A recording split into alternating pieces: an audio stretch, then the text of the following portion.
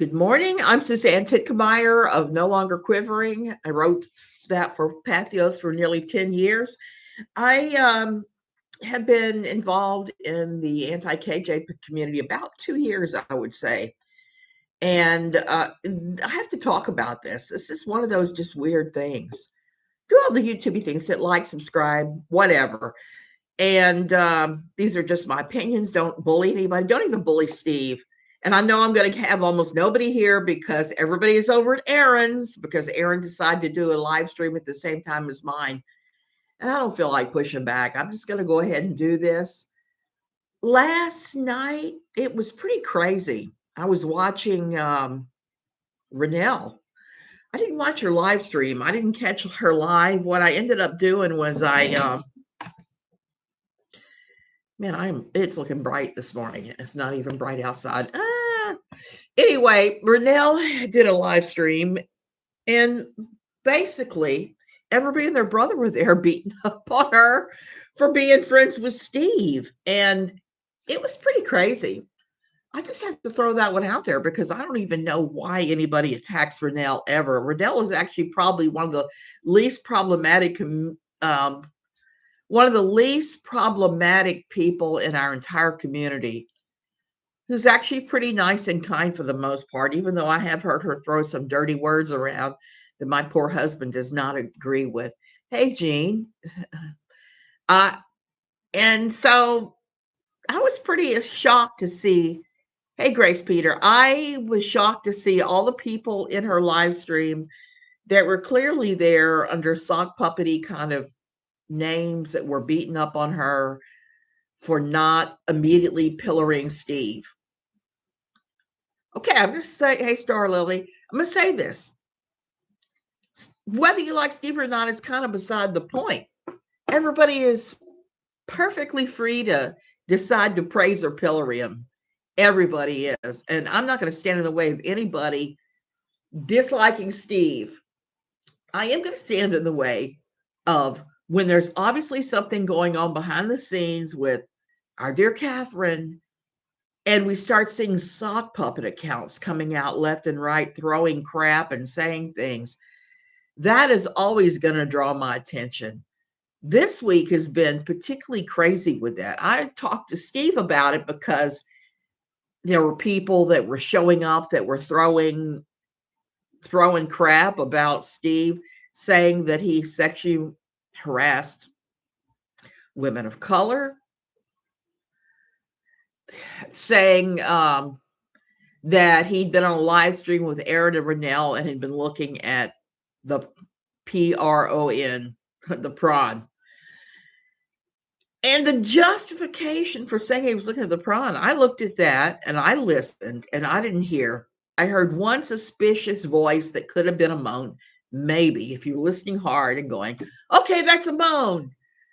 But there was nothing conclusive. There was no smoking gun. And I've said before, in this community, we really need to have rock solid evidence. Thank you, Star Lily. I'm just reading the second part of your comment. You look beautiful. Thank you so much. It's such a funny morning because my husband, I got up late. The only reason I woke up in time enough to do this is somebody called me on my Skype, and it was one of my close friends who lives in Wisconsin somewhere, and she couldn't wake me up. By the time I came stumbling out of that bed like Frankenstein, the call had dropped, and my husband was like, we're going to get this Tico to do this and do that. And I was like, I was flipping him the Nelson Rockefeller salute, which you are that evil finger. I was not a happy camper. Me before coffee, serial killer. I'm just going to throw that out there. I'm not a nice person then. But I did learn that in Britain, apparently showing your two fingers is just the same badness. So I'm going to do that. I keep buffering. We don't have Wi-Fi where we live. Oh, Star Lily, I'm so sorry. Hey, Aussie, I was just complaining about some of the okay, autistic show. I understand that perfectly because I do that. That's why I go a long time between comments and other people's live streams because I am frequently crocheting while I'm listening to other people. And I've even done it sometimes when I've been on other people's streams, and I'm like, as a another person on there, I just my ADD that makes me hop around like crazy does not do well unless I have something in my hands when I'm sitting here.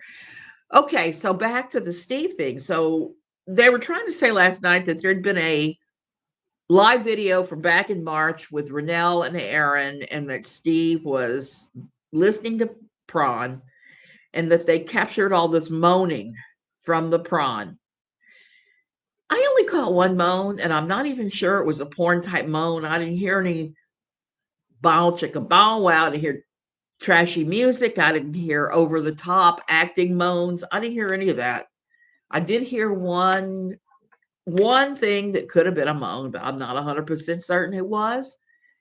So I looked at that and I was like, no. And then they started saying that Steve had been harassing women of color. Never seen that. I've known Steve well over 2 years now, and I've never seen that at all. Now, have I seen him make some foolish decisions involving women, people of the opposite sex? Yeah, I've seen a few of those. Was it predatory? The ones I saw, no. But between that and the fact that we're getting just massive amounts of sock puppetry, bizarre allegations, bizarre commentary, and just hateful things, I have to conclude that something really bad has happened in the world, the legal world of one Catherine Paulson. Because when that happens, when very bad things are going down behind the scenes legally, we start ending up with these people showing up and going, Steve touched my teddy bear and all this. We start seeing that. We start seeing that hard. And I'm always amazed by that, because I'm not saying that Steve doesn't have the potential to do bad things. We all do. We all have that. And I learned that anew this morning, getting up late and, hey, Wendy, and hearing just all of this garbage coming out of my own mouth because I was pre-coffee and I was irritated with my husband. So we all have the potential to do bad. I can do bad all by myself. I don't need much provocation. Most of the time it's not on YouTube or the internet, but here you go. So I think that we're seeing what we're literally seeing going down right now is a whole lot of pay no attention to the man behind the curtain. You remember in The Wizard of Oz when the great powerful Oz was exposed as this teeny tiny little average guy saying, pay no attention to the man behind the curtain. Just like the only time I've ever actually doxed anybody, I openly doxed Larry Solomon of biblical gender roles. The information fell into my hands. I looked at it. It was real. I sat on it several weeks. I published it one weekend when nobody was at Pathios to tell me I had to take it down immediately. And Larry erupted. So I know I had the right guy. And it's kind of guerrilla tactics. It's something you really don't want to do. And I've tried not to do it, as tempting as it is sometimes. But not everybody can. And I see people dox left and right. Somebody the other day put together a whole lot of profiles about me, fake me, on various social media platforms using my legal name, which is only on my Facebook. So I know it came from a Facebook friend. He blocked me even though I was gentle with my words. Who blocked you? Todd Chrisley or Todd or the other Todd? AZ.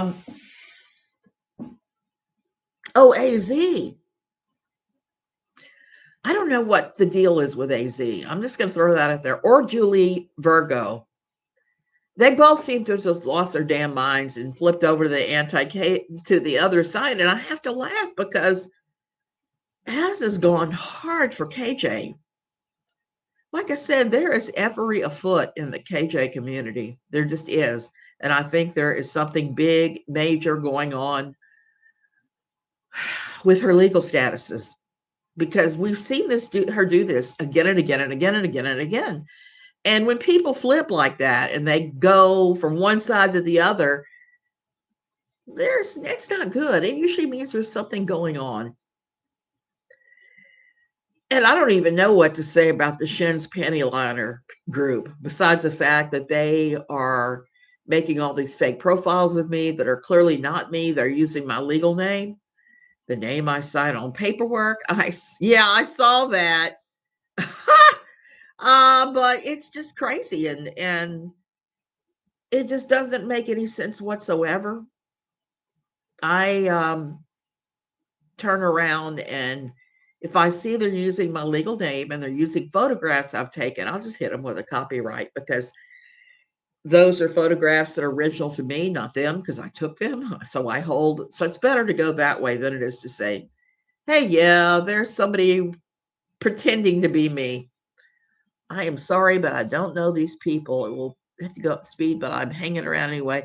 Aussie, you don't need to know these people. Some of these people are people in the anti-KJ community that were prominent, that were actually kind of prominent, and they all showed up in the video against Red's rampage of Jesse, talking about her and how horrible she was. And then they're turning around doing the exact same thing they're accusing Jesse of. So I'm kind of just sitting back in the corner watching the wheels go round and around because I don't know.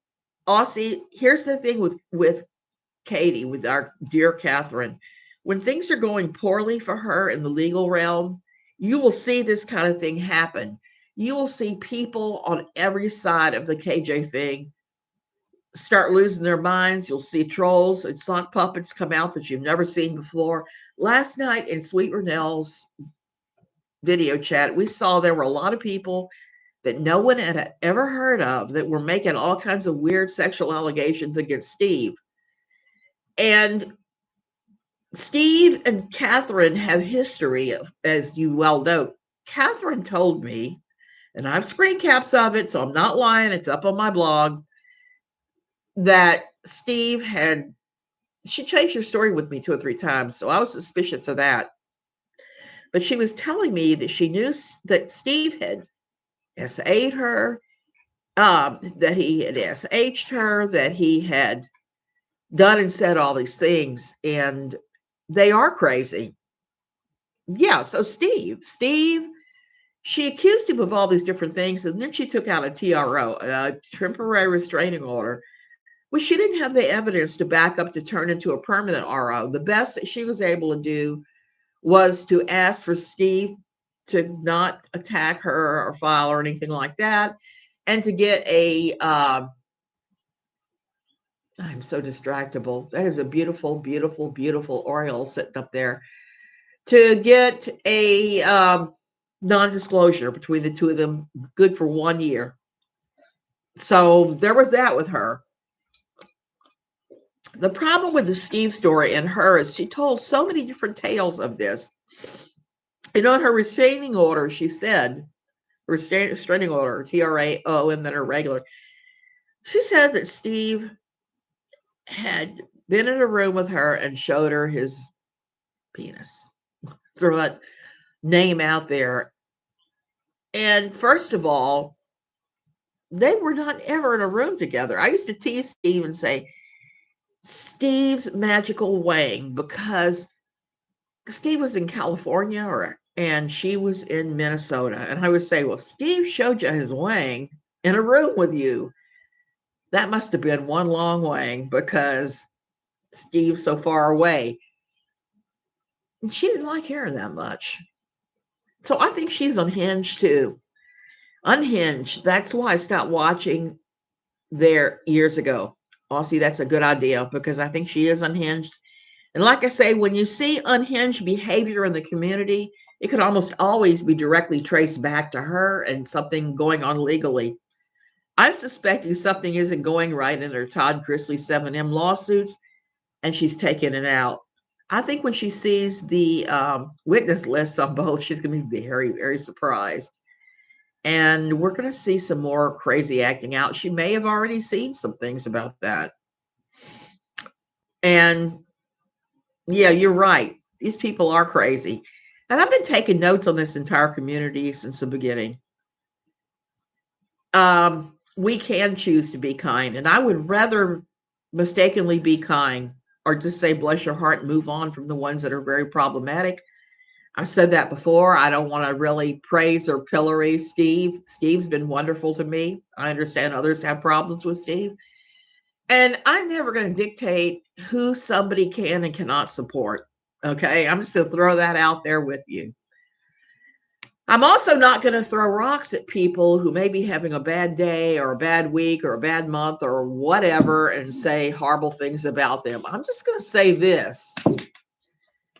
Julie Virgo tends to flip sides. She said ugly stuff about me through the years. I just don't pay her any mind at all. I'm kind of like in one ear and straight out the other because I have other fish to fry, and that's not my thing at all. If she wants to say I got boobs hanging to my waistline or beyond, I got belt sniffers when I'm braless. Yeah, well, that makes sense. I'm 62 years old. I've had breast cancer. I've had surgery. I've got crazy surgery scars underneath all this. Not as crazy as they once were because I have had scar remediation several times.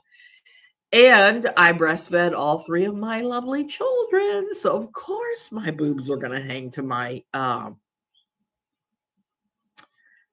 waist. So, I'm just going to throw that out there. Julie is one of the ones that's also throwing big rocks at Steve. So, that's why I'm rambling about Julie because she has been involved in this.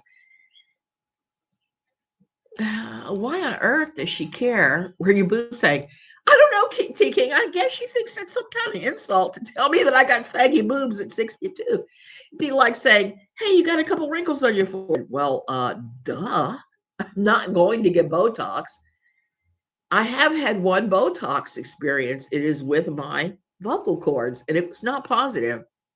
I had an allergic reaction to Botox put in my vocal cords. I got to take some Benadryl because I'm like suffering.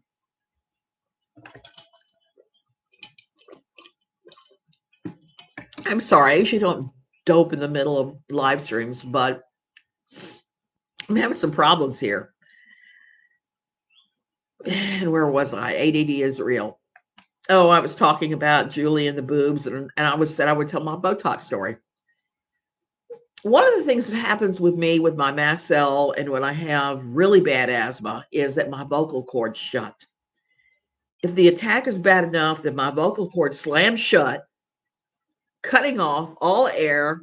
And you know what happens when you get all your air cut off? Yep, you go horizontal boom. And that's happened to me a number of times. Hey, Arctic Timberwolf. So one of the most useful things that they did for me at Hopkins, they taught me how to breathe past that and how to keep my vocal cords open. That was the most wonderful thing. That was occupational therapy that I went to for 3 or 4 months, and it was wonderful. I learned how to breathe through that. I learned all these different ways to improve my vocal cord range and how to breathe through an attack. It was good. So long story short, with all of that, instead of sending me to occupational therapy at first, it said, "Oh, we'll just give you vocal cord injections of Botox and see if that works." So that was one of the solutions. They did it, and I had an allergic reaction, and I was swollen up, scary. It was like, oh my God, I'm gonna die. But if they do that in the hospital to you, they're gonna transfer you down to the ER where they're gonna do all these different things, and they're gonna. So I had such an immediate, severe reaction to Botox. There's no way. Do you know about polyphonic vocalization? You can call it that. I probably do, but ADD brain. You want to explain it to me? So, hey, Shelley. So I'm talking, Shelley, a little bit about last night and yesterday. There were a large number of sock puppets that came out to accuse Steve of SHing women of color, just out of the blue. And then last night, people were saying that he was looking at prawn while he was on a live stream with Renell and Aaron. Now I know Aaron. Steve stole my mama's money. I love your name. I always say Steve's fault, Steve's fault. I love to pick at Steve like that. And I realize Steve is not everybody's cup of tea. Some people are going to be angry at all the stuff going on with Steve, and there's going to be all of that. Throat singing, yeah. Back of everyone's throat. I know about that. I just don't do that myself. I have a rather deeper vocal range, and I usually sing lower down in the altos because for me, that's where I am. I can sing soprano. I used to be able to sing way up there. Oh man, all the recent activity of the last week or so has been absolute. Yeah, it has been absolute S show. And I almost said that on here. And I was just watching a video about the history of flipping the bird on Weird History, which is one of my favorite channels, and laughed so hard. So from I've seen that from now on, my big insult is going to be this. Because apparently in the UK at one point they were doing like this because archers can't use archery if they have these two fingers cut off. So showing these two fingers to somebody is a huge insult. And I would rather do that than flipping a bird. Steve stole my mama's money. Yeah, I just love that. And I, encourage people to hold their views, whatever view they want, but hold it based in reality. If you don't like Steve because you think he's a pompous jackass, that's one thing. If you want to hate Steve based on some rumor that he may have been watching prawn, that's a whole different problematic thing. So in this community, I like to say, keep everything that you do and you're involved in and based in reality. Example, don't hit Miss Catherine for her looks. Arctic Timberwolf, he is somebody who's considered to be problematic in the community, who was one of our dear Catherine's first targets. She started going after him. Let me back up. Steve had a video. He had a YouTube channel called the Non-Sequitur channel. He had a partner in crime there, a partner in running the channel by the name of Kyle Curtis. Kyle Curtis happened upon Katie Joy Paulson, dear Catherine Paulson, as I knew her back in the day. And he brought her on for their own segment called The Smoking Nun. It was Kyle Curtis and it was Katie. Katie was on with Steve a few times. Steve was on with The Smoking Nun a few times with them. And what ended up happening is one day, without warning, after the channel had made a pile of money, okay, and they hadn't split the money yet, the two partners. One day, Steve went to the Non-Sequitur show to log in, and he and the Bullinator, who was one of their behind-the-scenes people doing the stuff they have to do, like the recording engineer or whatever, they were locked out. Who was the show producer, I think it was. They were locked out. So Kyle Curtis took complete control of the show, all of the money that accumulated over $60,000. And dear Catherine was helping him. So she was saying all this stuff about Steve because we know how her thing is when she gets caught doing something she's not supposed to be doing, she automatically demonizes the person who she's decided to take against. So she, with Steve, started throwing rocks at him, and she started saying allegations that went from, yeah, he said something inappropriate and I was uncomfortable, which would be a legitimate complaint, and he may have, all the way to Steve showed me his whine and everything in between. She told me at least 3 different versions of that story. Yeah, smash that like, subscribe button. I appreciate that. And she told, yeah, and so many people turned on Steve and took Kyle's side automatically. And he's locked out. The Bullinator's locked out. They're all just kind of kicked to the curb like some kind of bad, like some kind of bad eviction if you were like living in cheap apartments and you forgot to pay your rent. So that was basically what happened. And so Catherine kept inventing all these stories about Steve.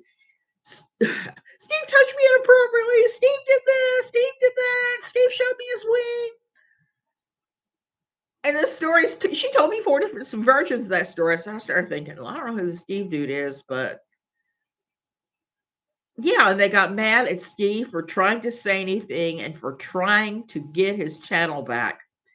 He was the 50% partner. So Steve started taking Kyle Curtis to court. And eventually Steve won, but it took lots and lots of money and it took lots and lots of time. So Steve now has the non-sequitur show back. Sadly, the bullinator passed, so he didn't even live long enough to see all of this, that this happened. And our dear Catherine just keeps doubling down on all the crap that she has said about Steve and not about Kyle. She won't admit that Kyle did anything wrong. And Kyle clearly did something wrong if he locked Steve and Bull out. He did. This is one of those internet falling outs that ended in court and should have ended there, but she has continued with harassment of Steve, her tales about Steve. And like I said, dear Catherine and I had a work relationship mostly. And she would contact me and start saying, Steve served all the milk, you scared the cows. Her wild claims. That's how I'm just going to term it. And I would be like, Steve, who? Because I was not taking in much of what she was saying about her constant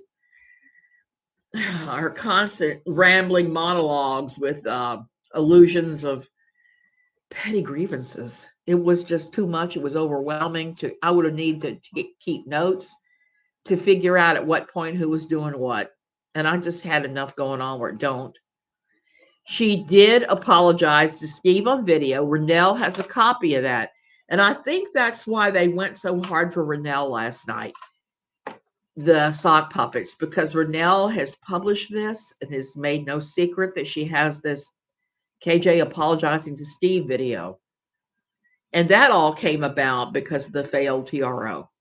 And so when Steve last year decided to sue Katie Joy, hired a lawyer, paid a lawyer a fee, they did pocket service, which is something that's unique to Minnesota, where you could send somebody something saying, hey, I'm going to sue you for this. And here's a preliminary. This is what this is going to look like. She turned around and did the same thing with the pocket service BS and tried to sue him. You could only get to a year with that, and you have to file, and then you have to commit to it. The problem for Steve was that he just didn't have the money. He ran out of money is what happened. And every time these things where people are throwing rocks at him happen, if it has any legs at all, if it's even possible, I go to Steve and say, hey, dude, what happened? And I did for the lawsuit because I was very confused. I thought he was going hardcore. And he explained to me why, and he explained to me how it had to do with the fact that, he just didn't have a lot of money and that he was unlikely to get anything because it would have meant filing after Todd Chrisley and 7M, and they're likely to get the bulk, which I understand that reasoning because that's why I never sued her for plagiarism, because by the time I thought to do it, they had all lined up to sue her, and there's just not money. That's her MO. She floods the internet and mashes down any opposers to her current narrative. She's getting very predictable. She is very predictable. I highly doubt Steve did anything he's accused of to KJ. Shelley, you can say that again for the people in the back, because that is the truth of the matter. I doubt that he did anything to her beyond maybe say something that made her feel uncomfortable. Apparently, they had a stripper in that day, and Katie Joy herself was saying equally rude things to and about the stripper. And he made some kind of remark about the stripper's breasts. I think, don't quote me on that. And she's milked that, going from, he said something to make me feel uncomfortable, all the way to he SA'd me. Arctic Timberwolf, I don't sue people either. I don't sue people either unless it becomes egregious. And don't think I didn't think about it. I did go talk to my lawyer. Oh yeah, he said a porn star was hot. That was it. Why was I thinking breasts? Maybe because Julie Virgo and the boobs sagging. So that's pretty innocuous. If somebody said that around me that they found a porn star hot, I would just kind of laugh that off and go, yeah, right. Okay. I can see that. I wouldn't take offense about it. That is a huge statement to say he did that. It is a huge statement. It's a huge leap. It is a huge leap to say, and particularly in our our world of that is filled with these guys like the Olympic coach in Michigan that did all that to those girls. Oh my goodness. So, and I keep talking about this with my husband because he's like, oh, the Me Too movement goes too far. It's like, yeah, it does in a lot of ways. And people like Catherine Paulson exploit it to get out of trouble because it's kind of like, don't look at me, look over there. Like I said, pay no attention to the man behind the curtain. The thing that is said on The Wizard of Oz is Dear Catherine's modus operandi. That's the thing she does. So we have all this that she's doing to try and distract from everything. And Steve is her most favorite target. And Steve has a lot of people that hate him. And I think it all goes back to the Kyle Curtis thing and lining up with Kyle. And Kyle had a mouthpiece with the non-sequitur show to spin his narrative so he could keep the money. Saying things like that devalue true victims. Yes, it does. It devalues true victims. It cheapens what we've been through. And there are a lot of us that have been through this.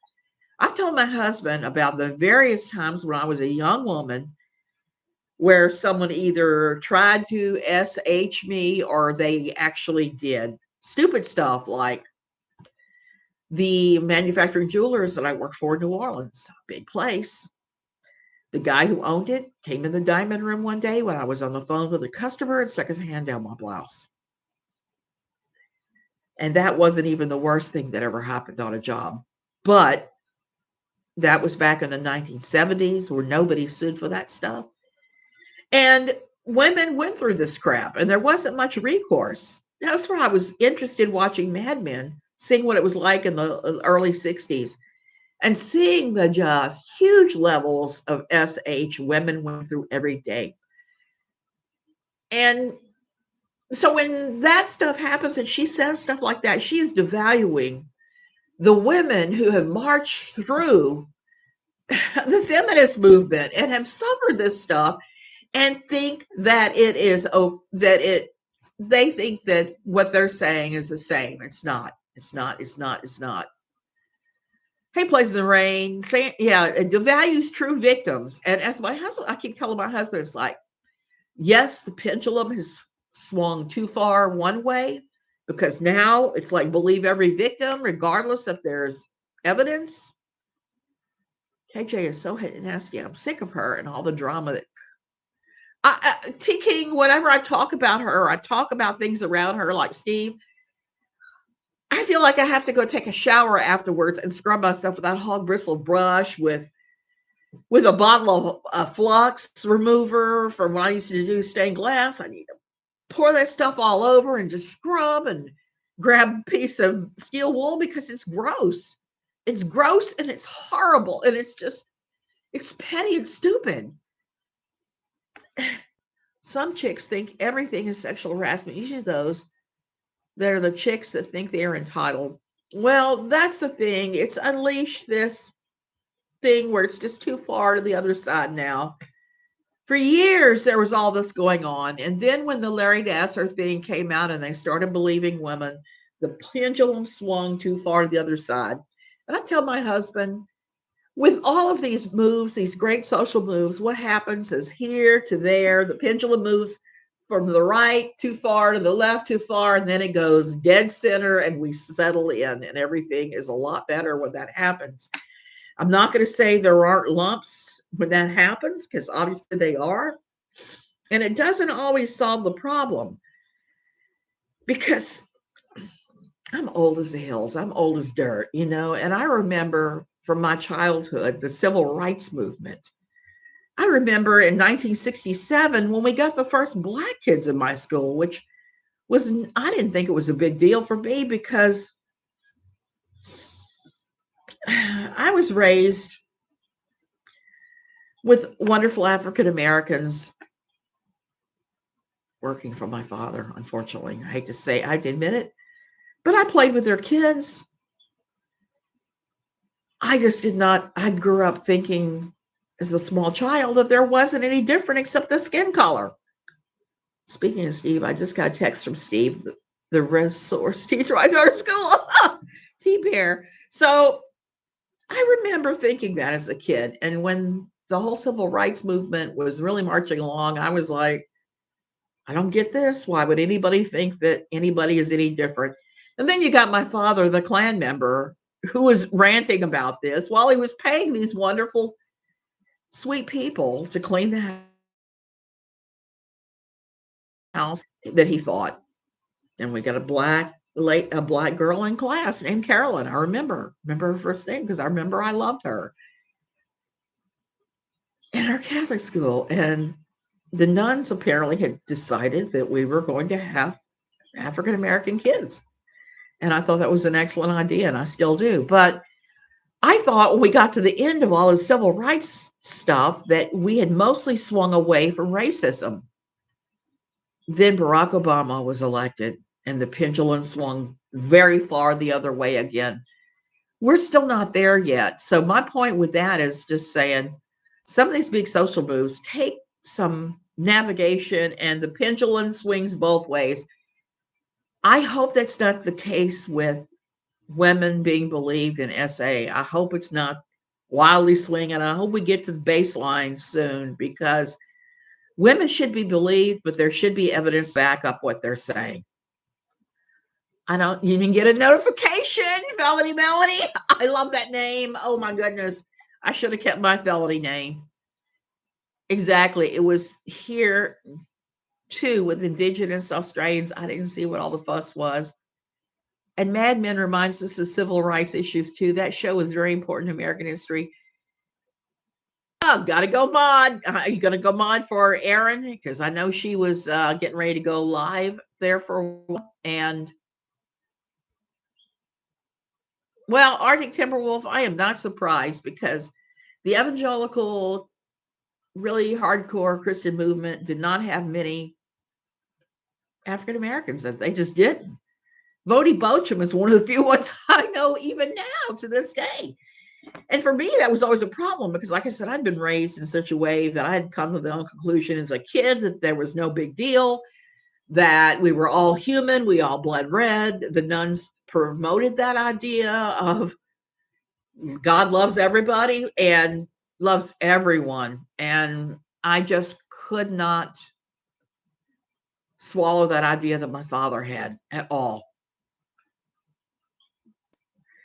So that was one of the things that I absolutely loved about Mad Men, is they did not shy away from the social issues, from sexual age to the whole social revolution that was sex that happened in the late 60s. Free love. They didn't shy away from any of that crap. They didn't shy away from racism. And I was glad that Sterling Cooper Draper Price actually had some African Americans working there. It was time. It was time. And poor Dawn, she had the whole expectations, the whole movement on her shoulders, because she was the first one working there, the first African American.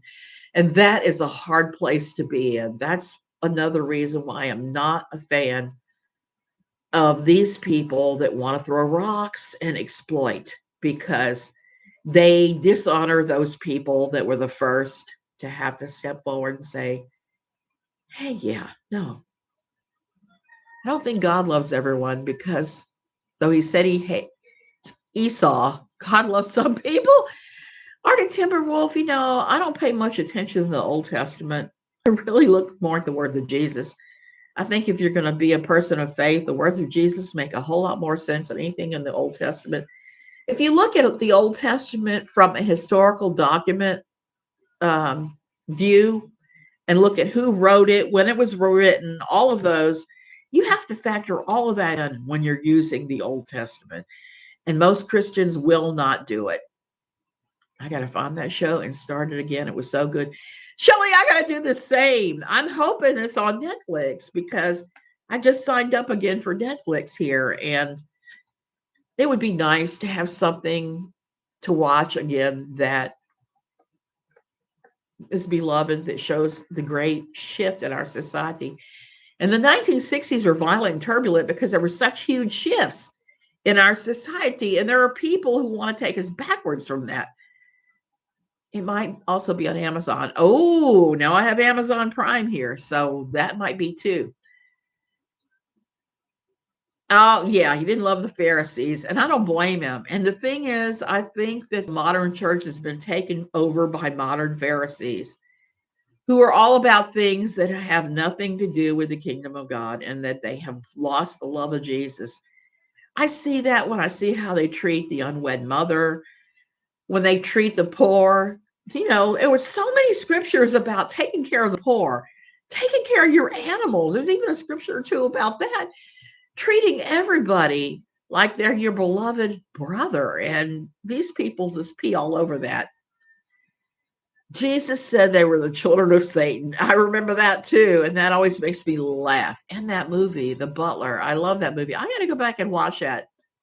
One of the movies that really got to me, that was a touchstone for me, was The Help. The Help took place in Jackson, Mississippi in the early 60s. I was a tiny child back then, like that little girl that was in the film. And just like that little girl, okay, I'm perfectly still because there's I didn't scare him this time. Aha, hummingbird. Yeah, my desk is right in the front picture window, so sometimes I get distracted by the birds in the front. Jesus whipped the money. It's a very real whip. God is hardcore. Yes. Doesn't have any patience for those people who exploit and make money off of other people for not good reasons. So I was talking about The Help. So I grew up in South Louisiana. I say South Louisiana because my parents moved a great deal when I was a little kid, based upon my father's work. And we did move to places like Mobile and Jackson and other places in the Deep South occasionally too.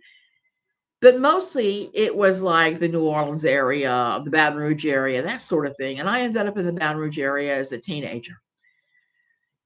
So there was a lot of similarities. There were similarities with the people that were going on. So for me, it really hit home because we had the help in our home. We had somebody that cleaned, we had somebody that cooked, we had somebody that drove my father around for large stretches of the time. And like the little girl and like the main character, Skeeter, when these people are caring for you and they're pouring love on you while they're caring for you, you become so attached. So the movie was a really very, as far as my memory, a good snapshot of that part of the world in that time. No,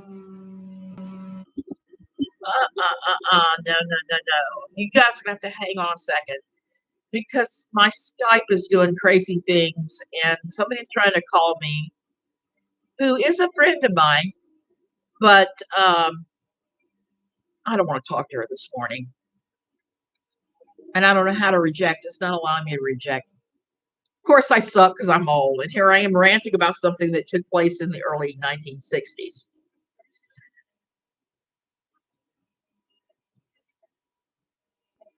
Okay. I figured how to do it. So anyway, it's a really good snapshot of that time frame, what the civil rights movement looked like in its infancy. what it looked like with these families, these old Southern families where you had all these African Americans working for your family who were caring for your children and loving on your children, who the kids were growing up to go turn around and employ those people and treat them badly. It was one of those great paradoxes of the South that really took some time to go away. So that's, like I said, that is why I'm so not loving all these things that she's saying and doing, because she's dishonoring victims of various real SA.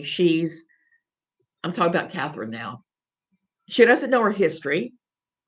She's like veal in a box. She doesn't know a whole lot of anything. And it gets to be problematic. And I also have to address, yesterday I saw on Reddit, and I do look at Reddit every day, but mostly the Reddit I look at is involved with silly TV shows that I adore, like The Crown, Righteous Gemstones. And I look at, am I the devil and am I the a-hole? That's my shameful fun on Reddit. But every now and then, WOACB pops up and I'll see something. Yesterday, I saw a thing where people were talking about sending people to me to talk about and enlighten them about KJ's time at Pathios. And I'm always willing to do that when people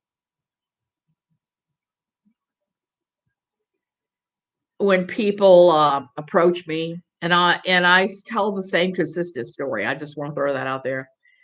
Some of them were saying that Catherine's time at Pathios came to an end because she was plagiarizing. She wasn't openly plagiarizing as far as I could see at that point, and that's really not what the main issue was. I don't know for sure what the main issue was, but I think, from what I understand from the emails that I saw, the email exchanges, she shared with me that I should have saved between her and the managing editor, that she had started to stray into, she kept saying all this stuff on her Pathios about Tati Westbrook, Tati's vitamins, all of that. And she had started to say that Todd Chrisley had blackmailed his daughter and that his sexuality was different than what he claimed. I think it was more those sort of things that were getting her in trouble than any amount of plagiarism, because I didn't see any plagiarism in those days, but I wasn't looking for it either. I didn't think she'd stoop that low. So she was saying things about Tati's vitamins. Apparently, Tati and James Charles put out vitamins at the same time for fingernails. I don't know. I don't keep up with the beauty spectrum at all. Noelle, thank you. That happens. I don't know who does that. I don't know who would do that. We both know she needs Reddit. It would absolutely kill me to see that stuff written about me. How does she read it and not learn anything? Shelly, I don't know. Because, like I said, I get mad when I read Reddit and somebody has come up with something false about me, like saying that about her being in trouble because of plagiarism. And I know that's not the case. I think it was more the content.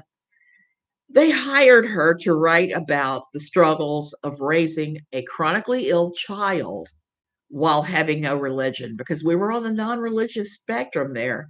On our, not spectrum, what am I saying? We were in the non-religious sector there, and everyone's blog had to do with religion. Mine was looking at and just completely taken apart the theology of quiverful, evangelical, fundamentalist type churches and their theology and their various assumptions and awful things. And I had lived through it. So for her to go from writing about that to writing about all these mothers that had harmed their children, that was kind of a stretch. I could see it, but What didn't have anything to do with religion. I can see that. I can see it.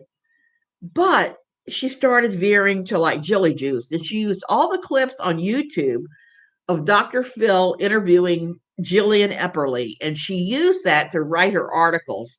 So she wasn't coming up with anything original or even an original spin on what was going on. She was just basically summarizing what happened and making, she's quite anti religion.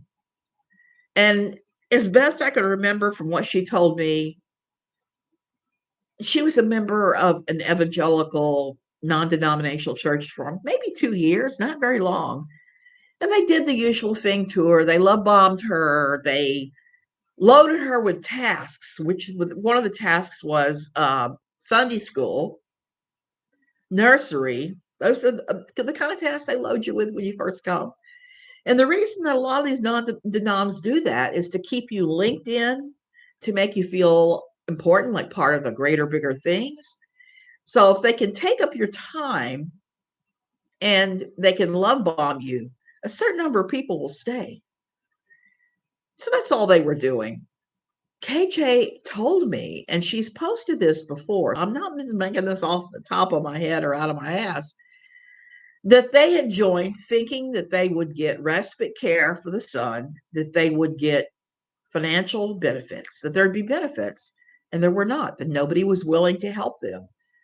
And that's not unusual because a lot of times with these non-denominational churches that I write about all the time, I was writing about and I'm talking about, they will tie you into the existing ministries, but they don't want to let you start anything new, and they don't want to actually help you in a meaningful way.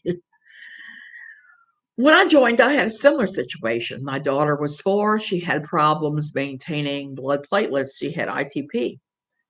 And it took a long time for that to straighten out, and she always had immune system issues. She still does. And I didn't join looking for respite care for her or dollars, and none were offered. The most I could ever, and I liked going to church because for that women's group, for Sunday school, I didn't have to worry about her. I knew that she was in the nursery, and the person in the nursery was at least basically trained in first aid, and I was right down the hall. For me, it was a little bit of a respite, a little bit of a respite. So she was there a short period of time, 2 years, maybe. That's barely enough time to get your feet wet and understand what they're even doing. My opinion. Um, I've been going on Muslim streams lately, and it's amazing. They know the Christian Bible better than most Christians. Arctic Wolf, yes, absolutely. And I have to laugh because I actually have a fair amount of Muslim followers on Facebook because I've gone after Christians a few times that have gone after Muslims in a horrible way. Catherine offended me deeply when she went after the Catholic faith then and said, F God. Noelle, she doesn't have any business going after any religion. She just doesn't. She doesn't know her Bible. She's not part of it. None of it. She just knows that she can say things about it and get money by getting eyeballs on her page. I'm not opposed to faith. Let me throw that out there. I'm not even opposed to the Christian faith. I'm not opposed to Catholicism. If I go to church now, it's mostly to like Methodist and Catholic churches because, again, there's state, regional, national oversight, and there's less abuse going on. I'm not saying there's none, but there's somewhat less of these do as you will have it non-denoms. Just pointing out they are similar. They are similar. So I'm not going to tell Muslims I can't go to their temples. And where my kids live in Maryland, it fascinates me because there's a huge one there. And I've driven by it a number of times when they're having service and seeing the people coming with their beautiful clothing and just been fascinated by that. And there have been times I've talked to Muslims and said, hey, can you explain this or that or the other thing? I'm not saying I don't have problems with some of the stuff they teach because clearly I'm going to have trouble with some of the stuff that a lot of places teach, but they're trying. And one of the things that I'm going to tell you about the Muslims is they're more accepting of us Christians than we are of them. I'm just going to throw that out there. We had something happen in the little town I lived in Virginia a couple of years before I left. I was going to a Methodist church for 10 years after I got out of my fundy town horribleness. And one of the things that happened was, and our church was huge. It was the biggest one in like 4 counties, the biggest church of any kind. We had a huge, huge, huge 3 or 4 services of different kinds. So whatever flavor you liked, we had it. And I always thought it was interesting and inclusive. I love that. One night, somebody came along with a pile of spray paint and spray painted the front of the Methodist church. They spray painted cars on the street near the church. And it was a lot of 666 Satan rules type stuff that was posted. And it was pretty horrible because, like I said, biggest church in like 5 counties. And our church, of course, the local paper visited. They took pictures. They said how horrible this was. And one of the first religious community to reach out and say, hey, this is horrible, was the local Muslim community. They sent flowers. They reached out and said, how can we help you with this? Can we help you clean this? And I was really impressed by that. I thought that was a really, really great thing. Yeah, God didn't write the Bible. A bunch of people did. And that's why I consider it suspect. And the 611 Bible, the King James Version, is really problematic. Biblical historians agree it is the worst translation. It's one of the more problematic ones. Don't even get me started on King James first. I'm a history nerd. I know who King James was. And I know that he was not this righteous dude that all these people in the new IFB and the IFB and these other churches that only go with King James Version, they're missing the big picture. Not even counting the fact that it came about in a problematic translation. So there you go. So those Muslims reached out to us and they were actually pretty awesome. They were way more awesome than any of the local Christian churches. Muslims are very respectful. That's true. And it's an awful thing to have your church vandalized. It makes me sad. Well, they caught who did it. It's a bunch of teens. The little Virginia town we lived in didn't have a lot of entertainment for teenagers. So you had things like that happen occasionally, and mailbox baseball would happen. Just stupid things. And you'd look at that and go, well, that's teenagers. I checked. It was actual forensics and God didn't write that. Oh, how would you even prove that, Arctic Wolf? Timberwolf. I don't even know how you would prove that. There's a certain level of faith that takes place in quote faith. I've just got to throw that out there. And we all come to what we believe or don't believe, honestly, I think, and except for those people that get scared into it. If you're scared into believing, that's a whole other ball of wax. It's awful. Whole other ball of wax. I'm following God because I don't want to get burned up. No, well, I am writing a book, but it has taken me forever for a couple of reasons. One of them being that writing this book has been the most painful experience of my life. I've been having to revisit things I hadn't thought about. My husband is prompting me. I'm running across stuff that's making me practically fall off my bar stool a few times. One day we were in the El Vaquero bar here, and a friend of mine named Jesse, his band was playing. Jesse is local here, and he's played in a bunch of bands like Pinky Guaro was a popular one he was in for a long time, with another friend of mine named Stephanie, and who's married to another friend of mine named Daniel. Everything is interconnected here in Tama. I have to say that Tamarindo, where I live, Tamarindo, Costa Rica. So I'm sitting there in the bar. I've got my Diet Coke in hand because I can't drink because of my blood pressure meds, which I would love to have tequila. I like tequila. leaving my old church, it was wonderful because I got to revisit things like tequila that were forbidden in the church. And oh, Loudoun County, Diane, I had one of my children lived in Loudoun County for like 15 years. I got to know Loudoun County quite well. Um, so I'm sitting on my bar stool, I'm listening to Jesse play. And we always laugh when we go listen to Jesse's original band play because it's like back to back Rolling Stones songs.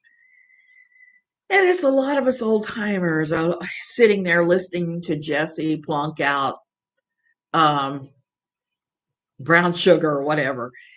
And all of a sudden, Jesse starts playing the Eric Clapton song Cocaine, clutching my Diet Coke, falling off the bar stool because at Toronto Christian Airport Fellowship, where I used to go for all these conferences, they would do that song, but instead of the lyrics saying cocaine, it was socaine, soaking prayer. The song was all about soaking prayer. To this day, I am a big fan of soaking prayer because all it is meditation. And meditation is a wonderful, wonderful way, whatever you call it, however you practice it, it is a great way to have just a mental vacation, to put a pause in the middle of your day and to feel better. I always arise from it feeling like namaste. Y'all, I'm going to stay, however you want to call it. And he started playing that song, and the next thing I know, I am popped off into a memory I had forgotten that now I got to write a chapter about the awful tendency in these evangelical non-denominational churches to grasp a piece of society that is way beyond whatever they're doing, and then to valorize it and make it very substandardly. I believe Eric Clapton must have gone after them because he is notorious dick about anybody using his music for anything. And I don't mean, all you have to do is Google Eric Clapton lawsuits, and oh my God, it just pops off. He's done some crazy stuff to people. So I can't find this anywhere available online, anywhere, no version of it on the YouTubes, no version of the lyrics anywhere, no reference to it. It's like it's been wiped off the evangelical non-denominational map. They no longer obviously do cocaine. They must have been Shelley. Yes, yes, yes, I am. In fact, um I gotta throw this out there, Shelley. Recently, I've been listening to not the old school punk rock, because I used to listen to the old school punk rock. I used to be part of the community that oh my God, it's so late. I've been talking so long. I used to be part I used to be in a band, but not in punk rock times. But before that, I was married to a musician, and I've sung on various things and been part of the rock and roll thing. And I have some really horrible stories that I could tell about famous rock stars for some of my experiences with my ex-husband, going backstage and just crazy stuff. And then when I was done with my ex-husband, I joined kind of the punk rock set, not as a musician and not as a singer, but I enjoyed the anger of the punk rock times because I was feeling that big time. After I'd done everything the right way and gotten the wrong result in a lot of ways. And I'd done a lot of wrong things too, but everything that had been promised to me was just not good. So I'm doing my double fingers here that I'm shooting arrows. And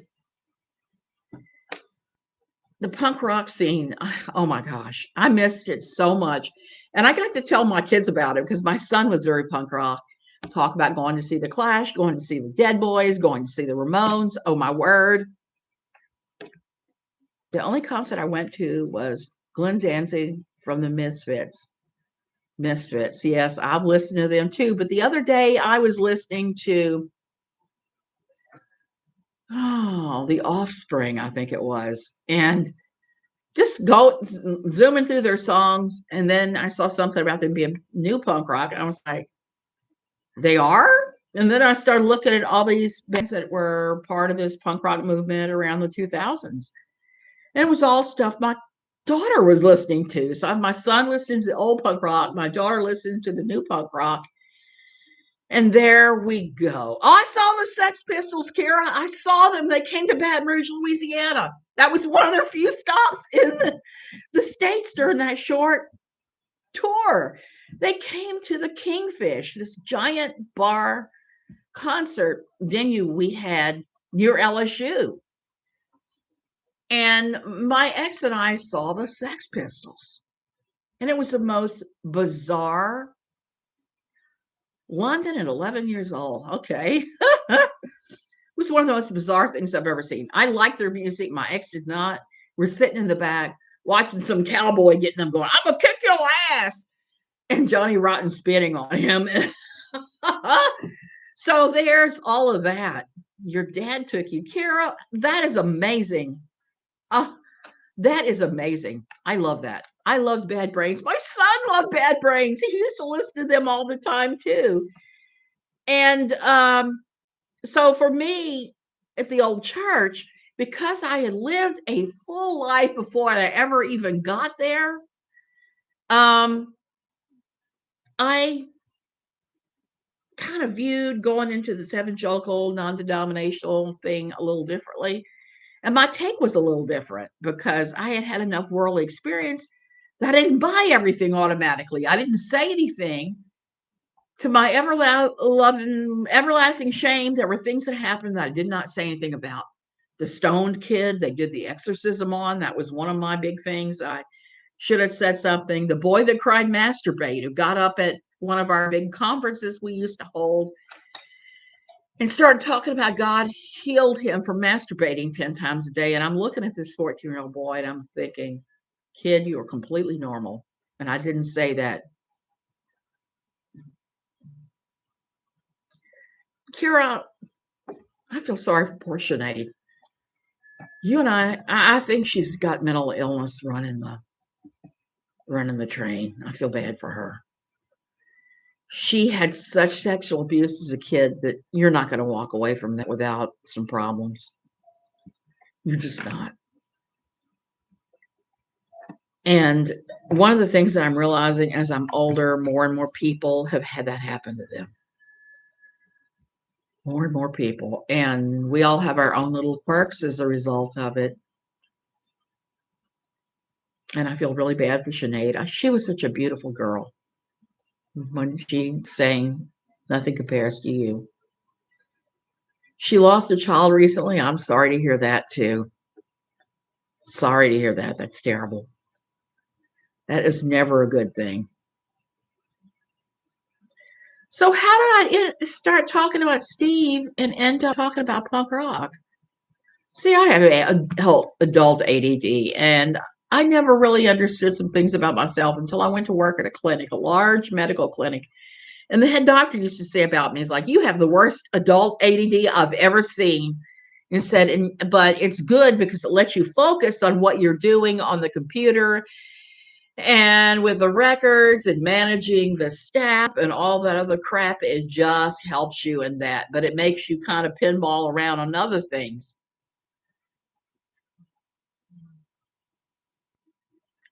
I've noticed a lot of people try to be somebody else, like a bunch of posers.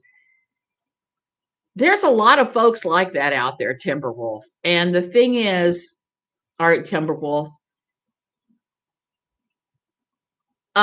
Yeah, Kieran, I've had two. I had a TIA almost exactly 4 years ago because Facebook reminded me the other day. Yay, Facebook. And about 18 months ago, I had a more serious thalamic stroke. And it turned out that was like my third stroke. I didn't even know I had a thalamic stroke in utero, which explains some of the problems I was having. And now they're looking at mast cell, maybe related to thalamic strokes, like asthma is related to thalamic strokes. So who knows? But the other day when we had to take our friend who fell and broke her hip, no insurance, no money. We had to take her via ambulance to Liberia to the same hospital that I went to when I had my silent UTI, that I was chewing the scenery and hating on those people. And I still don't like them. And anytime anyone mentions that hospital's name, I just start doing this number. Um, so taking her from our clinic, the clinic we all go to, that has the best doctors here, including the doctor that runs the place, Dr. Andrea, is US trained as well as Costa Rican trained. She's a very awesome lady, except that sometimes I get the willies when I'm in her office, because in her personal office, she's got a bunch of evangelical, non-denominational platitudes posted all over the place. I'm going, oh, I'm allergic. So I saw Dr. Andrea. I saw Dr. Viviana, who is a wonderful lady who's maybe about 32, 33 years old. It was a great doctor. And they have some really good doctors there. I've had bad doctors in my life here, but the doctors there are all pretty decent, and they're decent people. And you see them out and about, like, Dr. Viviana, let me give you a hug, So I'm seeing all the doctors there, and they're telling me, um, well, Arctic Timberwolf, some of the damage is in there, and they can tell you at what point in your development it happened. I don't know how they do that, but they do it. So they've looked at my head a bunch of times. There's a brain there. So we're taking our dear friend, who we're freaking out over because she doesn't have insurance. She hasn't paid her call notes lately, and there's no place for her. She needs a hip replacement. For her to be immobilized in a bed for 10 days is a recipe for pneumonia and dying. Okay, it just is. It's a recipe for blood clots. There's a bunch of stuff. And at the time, I was totally ignorant about that, and I was like, well, can't you just wait the call? That was the first words out of my mouth, ignorantly. And I tend to sometimes say wrong things. And then when I do, I got to look at the real thing, back up and say, oh, yeah, okay, yeah, I'm sorry, I was wrong. So we were taking her, and then the ambulance breaks down. I'm sitting at the light to get on, I think is Rutas 27, Route 27, to turn onto 27 in Berlin. It's a major road, okay? It's a major highway that runs to Liberia. So I'm getting ready to turn. I'm sitting there. It's not a light, because you almost never have lights here. It's a stop sign. So I'm sitting in heavy traffic waiting, and suddenly my husband runs up. Find out about the ambulance breaking down, and then I have to do a 3-point turn and go to where the ambulance is and go, the ambulance broke down? It's Costa Rica. And so I see all the doctors there, and I've seen them in the clinic too, and they're all saying, while we're shooting the breeze, waiting for the new ambulance to come along, because the clinic director's there, and Dr. Viviana, I think, was there, and we were trying to get ready to transfer her over, and they all said, by the way, you look great, and you're recovering well, you're not even using your cane. And I said, Dr. Javier, which who's my favorite, is my little baby doctor, I love him. He's a young little guy. Says you're doing so well, you've recovered so well from your stroke. And I said, have I? Because I'm not seeing it. I'm just seeing all the stuff that I can't do anymore. I can't climb a mountain. I can't climb the Arnold volcano anymore, which I've done a few times, as fat as I am, and screeching, I'm out of breath. I gotta stop. I can't do any of that crap anymore. I have trouble walking any length of time unless I'm holding onto a shopping cart. Give me a shopping cart and I can go up that mountain just fine. I do keep busy, Shelly, and I don't really. Anesthesia is not a substitute for empathy. It's not, but you have to have real empathy to see the person is in pain and give them something for it. You really do. And there have been times I've been at the clinic and something's been going on and they're treating me and saying, "You're having a lot of anxiety, aren't you? I can tell." And says, "Yes. Is there any way you might consider giving me a little bit of a Xanax or an Ativan? Just one little dose. I'm not asking you for a bottle because I know that's problematic anywhere in the world. They don't like you to have benzos, and for an asthmatic, benzos are a bad deal. So I try not to ever use benzos." And that's, oh, thank you, Aussie. And that's one of the things that I really love about these people because they're really compassionate. The doctors here that I really, I really like that. It's easy to get in and see them. Here you can go to the doctor 24 hours a day, 7 days a week.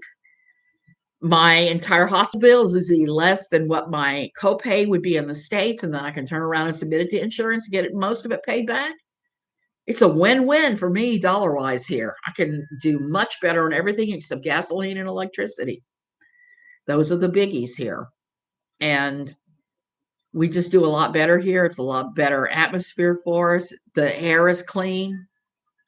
Now, on the drawback side, we're a mile and a half from the beach, which means that we get that salty sea air, which is good for my lungs and my asthma.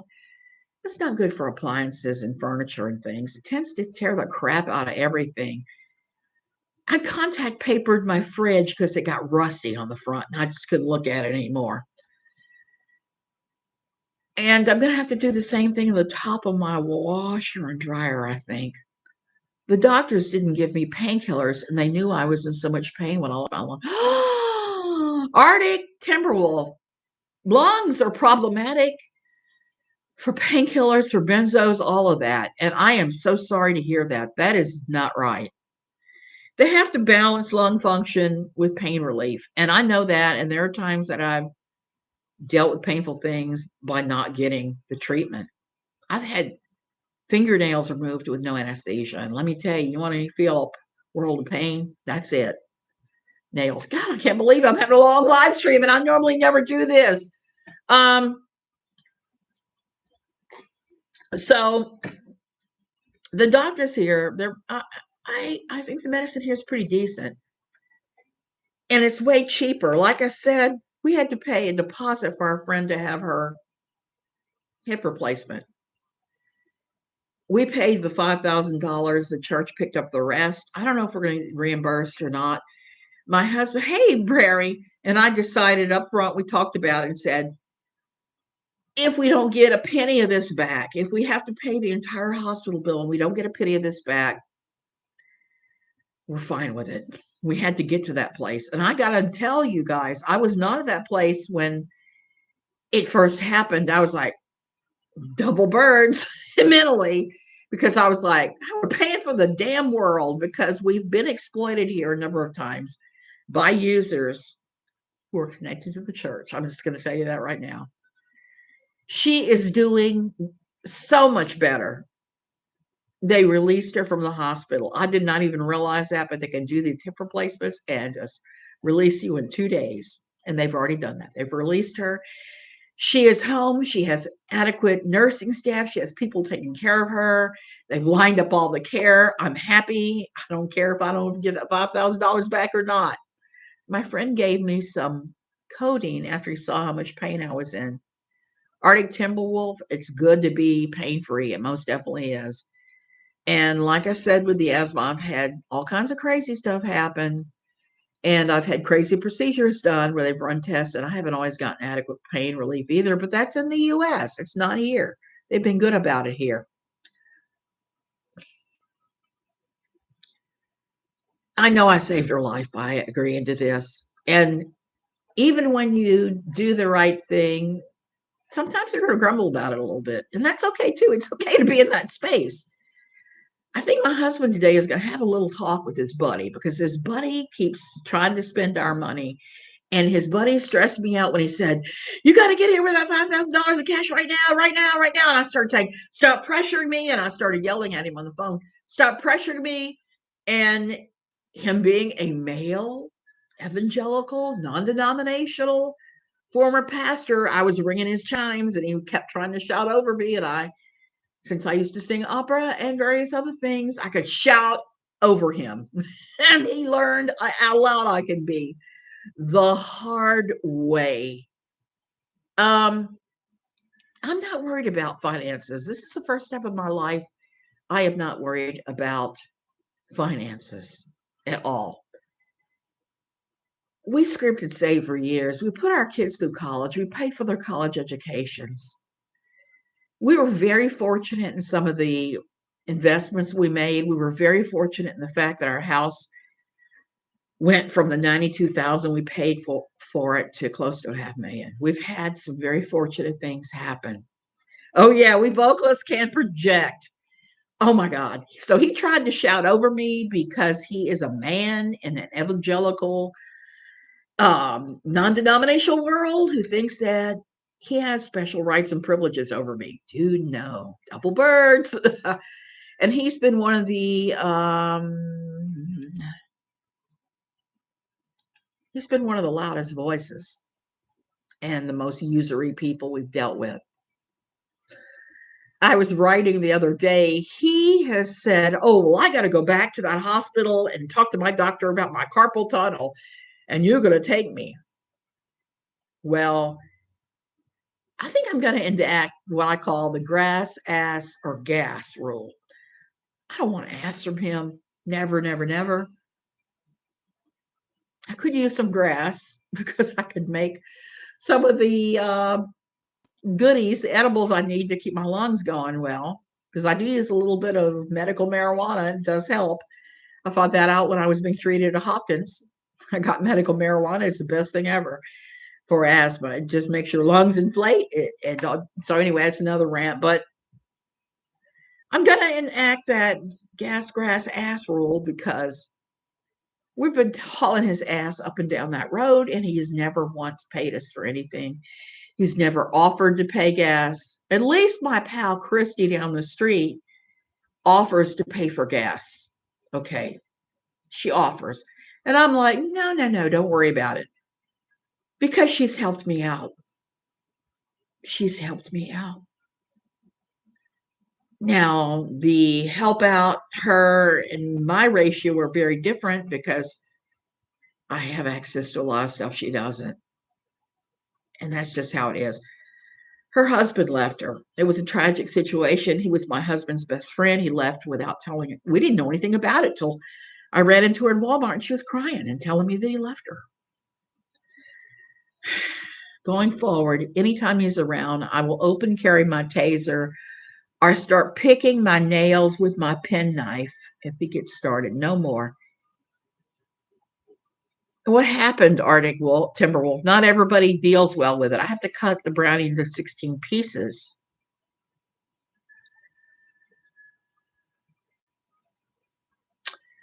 Oh my goodness. Oh my goodness. I'm sorry to hear that, Prairie.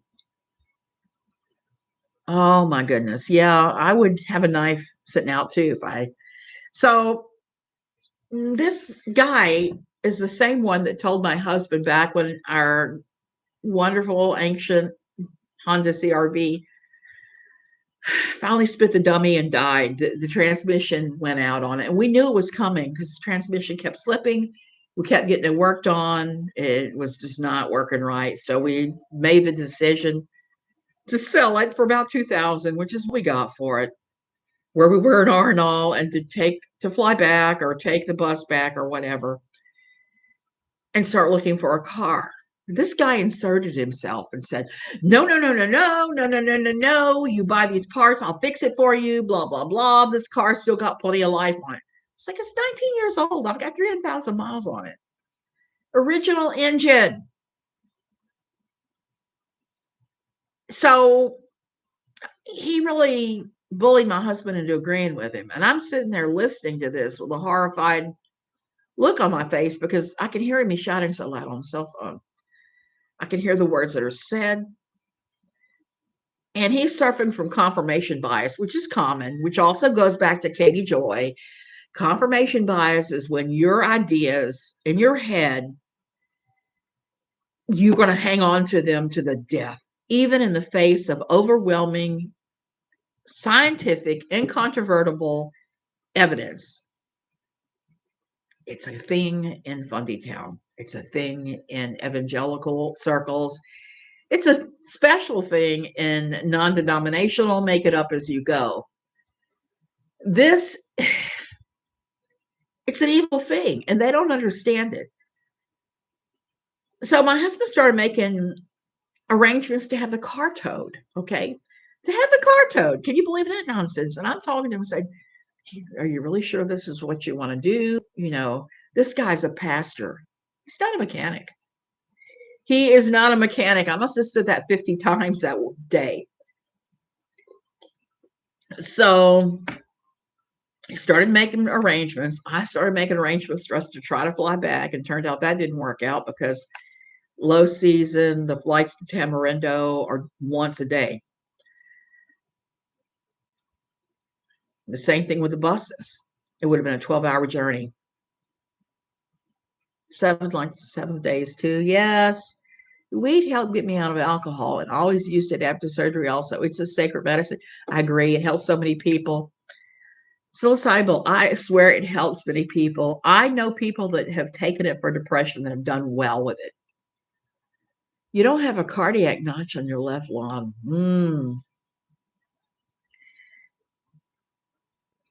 That's interesting that a lot of people only have one lung. My husband only has one kidney now, and we are very careful about him and any kind of medicine because of the kidney. Things can really affect that, and I don't want to kill his kidney. You can fix any car. It may cost more than a new car, but you can put an entirely new engine in anything. Gives Melissa's a bad name. I love your name. That's true. And this had 300,000 miles on it. The engine was losing compression. No. The mechanic bought it from us, and he could get a transmission for cost, and he could do whatever upgrades the engine needed, and turn around and sell that. Cars here hold their value. You had to pay a lot more, as much as double. We didn't pay double, but we paid quite a bit.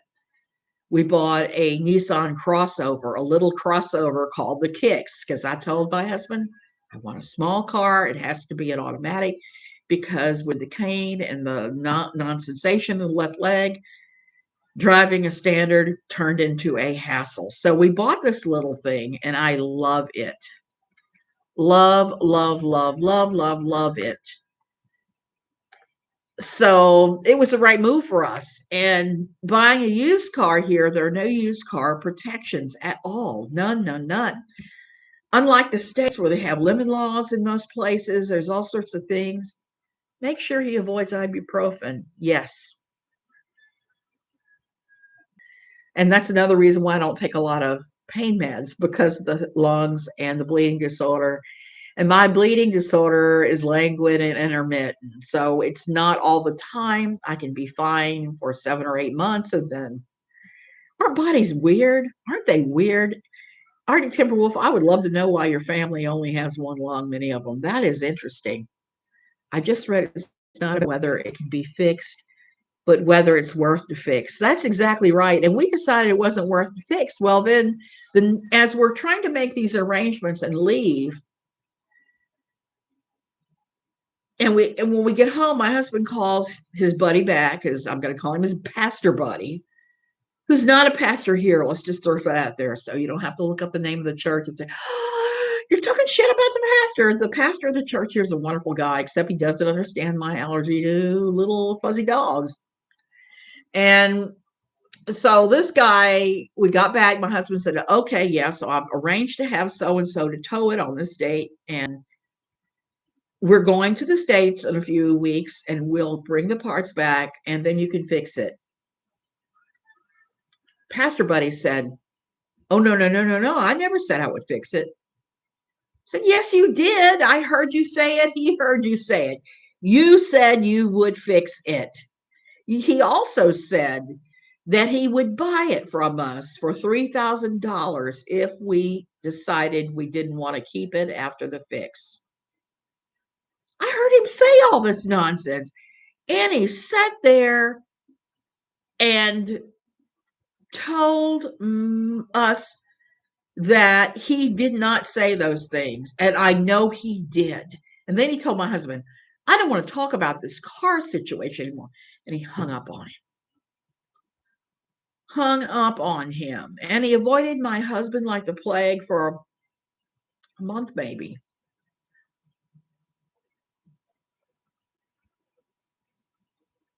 I'm going to do a little reading on that Arctic timber wolf because now I'm intrigued. And when I'm intrigued, I always fall down a rabbit hole with my ADD heaven self. So, long story short, he avoided my husband right up until he needed a ride somewhere again. And then it was like, hey, I'm sorry. I'm sorry I acted like that. I had food on the stove. I was afraid it was going to burn. So I decided I couldn't talk to you any longer. That's BS. He was on a cell phone. I've cooked many a meal with my cell phone on my ear, listening to a Bluetooth headset, listening to friends having meltdowns over various things. Like my friend who keeps calling, she's had a recent bad diagnosis. And I know that's what she wants to talk about, but I got to gird my loins for that, if that makes any sense. So he said those things. He denied it. Now he's back to, give me a ride. Why don't ya? At least this time he paid for his lunch and we didn't pick up the cost of his lunch. And so when he told me, get over here now with that money, with that $5,000, and I kept saying, stop pressuring me in louder and louder moments, my husband's kind of disturbed by that.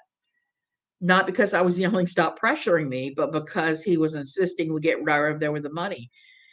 And my husband asked him when all this went down with his friends, said, can you help out at all? And this pastor said, me? Well, I don't have any money. I don't have $5 to my name. But you have money. So he's trying to spend our money. We saved our friend's life. I'm convinced of it. And even if we never get a dime back, that's okay.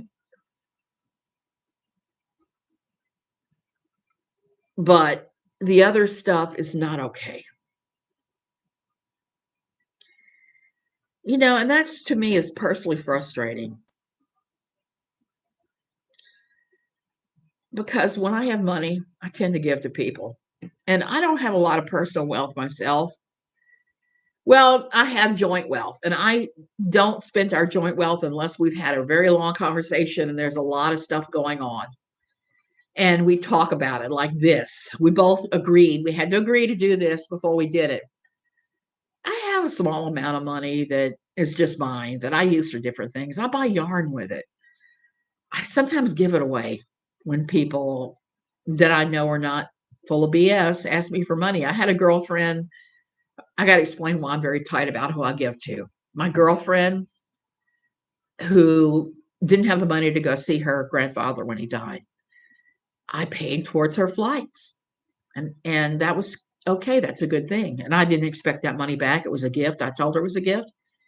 When her father had to have emergency surgery, I did the same thing. When she decided that she needed someone to deep clean her house and that she wanted fast food and all this other stuff she was trying to fundraise for, I was kind of like, no. Nope, nope, nope, nope, nope, because she had discovered how easy it was to get money via asking for donations.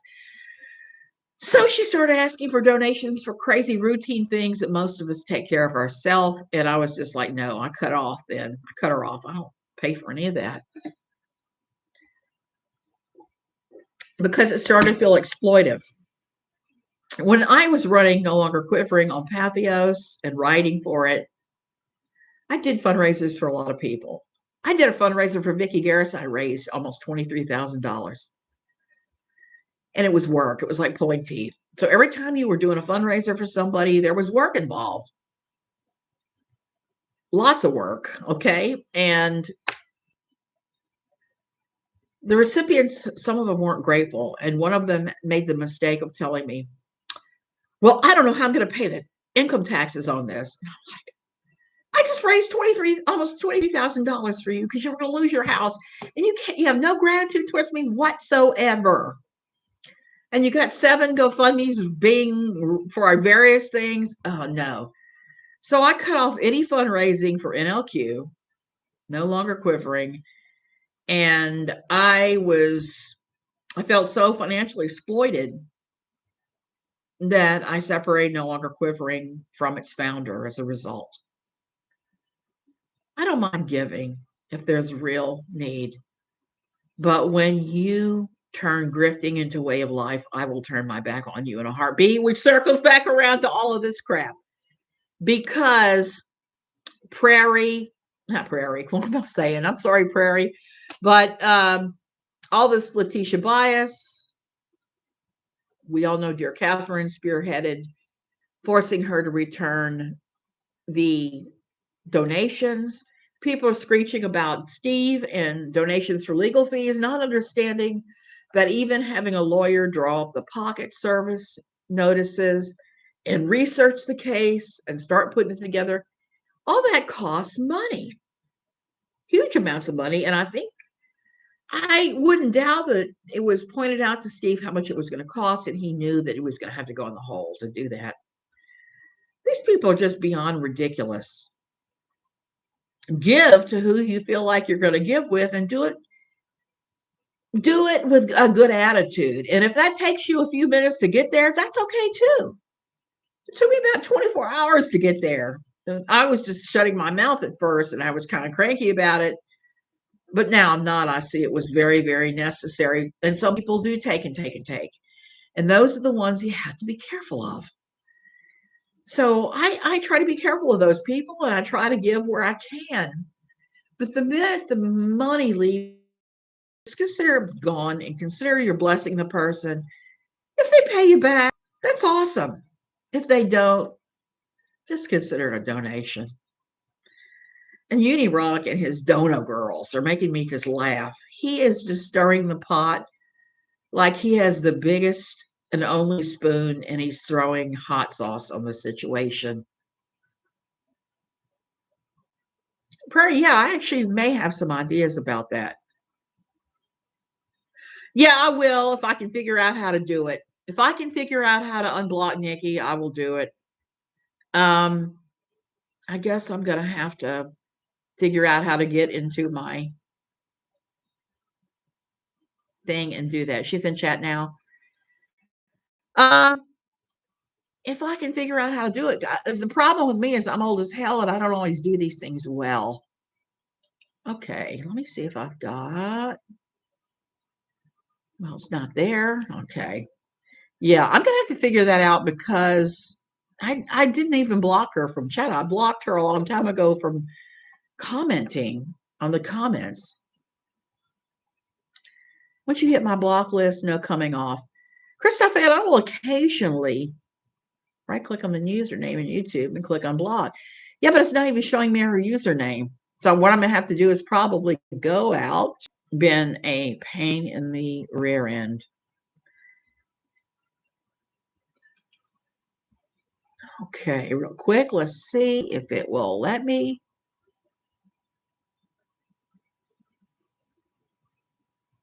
If I can even figure it out. Because, see, that's the problem for me. I used to know all this stuff. I used to know how to do all kinds of crap. And now I'm kind of like the craven Luddite. That's why I'm not using StreamYard or any of that. I am just pretty much useless of that crap. Okay, YouTube Studio. See if there's any way I can go into there and figure it out. And I don't want playlist. Subtitles. Comments. Okay. There's got to be a way to do this, and I'm going to have to look it up. Unfortunately, I am kind of, like I said, I keep sucking at this, and I'm not meaning to suck. And the fact that I can't even stick on topic is ADD like for me. There will be a list of blocked users. Where is the list? Because I'm going in and I'm not seeing it anywhere. Okay. Let me Google this quick. How to, because I've been meaning to unblock her.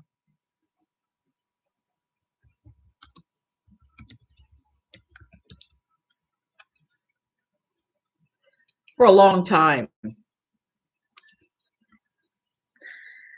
Of course. And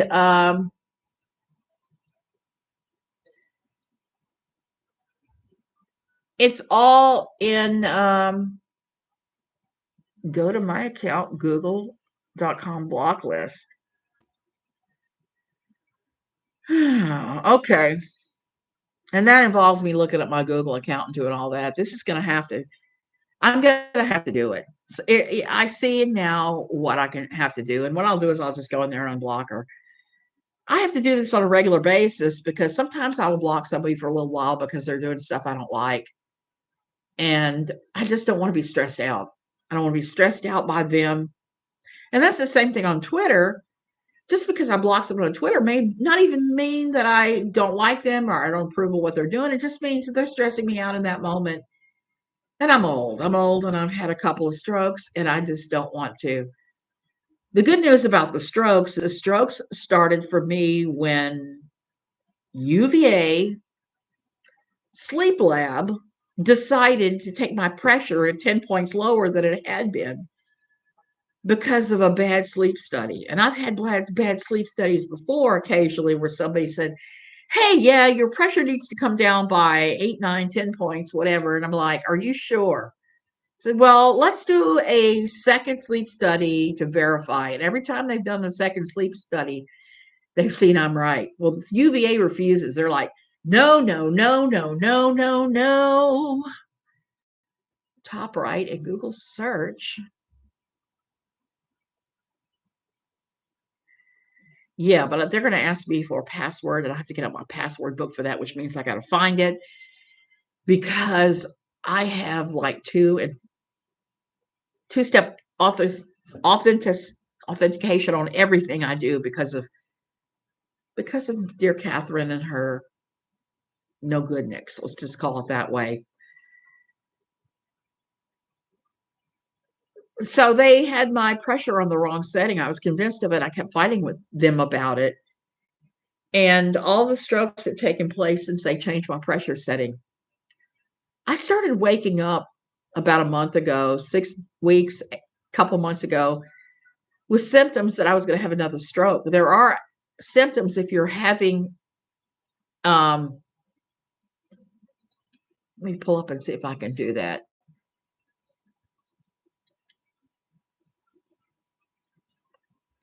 If it'll let me.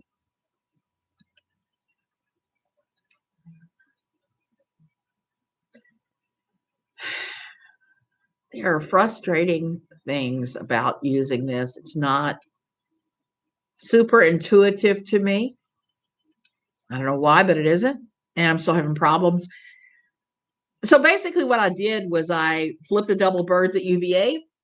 I pulled up a video on how to get into the schematics, the settings of my VPAP machine, and I completely redid all the settings to what my old pressure would be, which I'd been on for years and years and years. And I redid the heat settings. I redid the moisture settings because they were all wrong. You can find all your YouTube comments history and Google account also. Okay, yeah, I'm going to get out and do that, and I'm going to unblock Nikki. Okay, and I'm going to go ahead and go because my ADD brain is hopping around like a frog on her hot skillet, and that's kind of how it is for me these days. Okay, you guys. Love you guys. Thank you for watching. Thank you for tolerating me and my stupid ADD adult self that is hopping around mentally. Thanks.